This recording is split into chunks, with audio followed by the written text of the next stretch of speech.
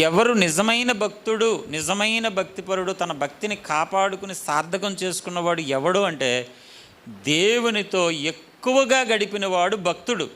దేవునితో ఎక్కువగా గడిపినవాడు భక్తుడు. ఎక్కువగా గడపడం అంటే ఇప్పుడు మనం లోకాన్ని జయించాలన్నా, పాపాన్ని జయించాలన్నా, శరీరాన్ని జయించాలన్నా, హృదయంలో వచ్చే ఆలోచనలు జయించాలన్నా ఏం చేస్తే జయించగలం? ఎంత గొప్ప భక్తుడైనా అందులో పడిపోతున్నాడే. ఏం చేస్తే వాటి నుంచి మనకి విడుదల వస్తుంది? ఈ లోక సంబంధమైన ఈ కోరికల నుంచి మనం విడుదల పొందడానికి మనం ఏం చేస్తే విడుదల అవుతుంది? భక్తుడు ఒక ఆయన అన్నాడు, ఏమన్నాడు తెలుసా? మీరు పాపాన్ని జయించాలని అనుకోకండి, మీరు లోకాన్ని జయించాలని అనుకోకండి, మీరు ఈ లోక సంబంధమైన కోరికలను జయించాలని అసలు అనుకోకండి,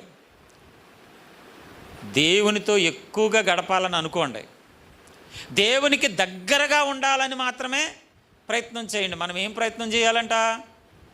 దేవునికి దగ్గరగా ఉండాలి, దేవునిలో బ్రతకాలి, క్రీస్తులో బ్రతకాలి, క్రీస్తుతో ఉండాలి, క్రీస్తుతో జీవించాలి, ఆయన సన్నిధిలో ఎక్కువగా గడపాలి. మనకున్న ఒకే ఒక ఆప్షను. వాటన్నిటినీ జయించాలంటే మన వల్ల అవుతుందా? మన తరం అవుతుందా? అవ్వదు. కాబట్టి మనం ఎవరికి దగ్గర అవ్వాలంటే సాధ్యమైనంత మట్టికి మన ప్రయత్నాలు ఎటువైపుకు ఉండాలంట? యేసుక్రీస్తుకు దగ్గర అయిపోవాలి, దేవుని మందిరానికి దగ్గర అయిపోవాలి, దేవుని సన్నిధిలోకి వెళ్ళిపోవాలి, ఎక్కువసేపు దేవుని మందిరంలో గడపాలి. ఎంతసేపు నువ్వు మందిరంలో గడుపుతావో లోకాన్ని అంత ఎక్కువ జయిస్తావు.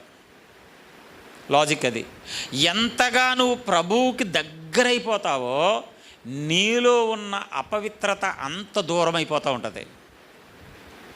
నువ్వు ఎంత దేవునికి దగ్గర అయిపోతావో, ఎంతగా ప్రభువును స్తుతిస్తావో, ఎంతగా ప్రభువుని ఆరాధిస్తావో, ఎంతగా ప్రభువుతో సహవాసం చేస్తావో, ఈ ప్రభువుతో నువ్వు దగ్గరయ్యే కొలదు లోకం నీకు దూరం అయిపోతుంది, పాపం నీకు దూరం అయిపోతుంది, అపవిత్రత నీకు దూరం అయిపోతుంది, అయోగ్యత నీకు దూరం అయిపోతుంది.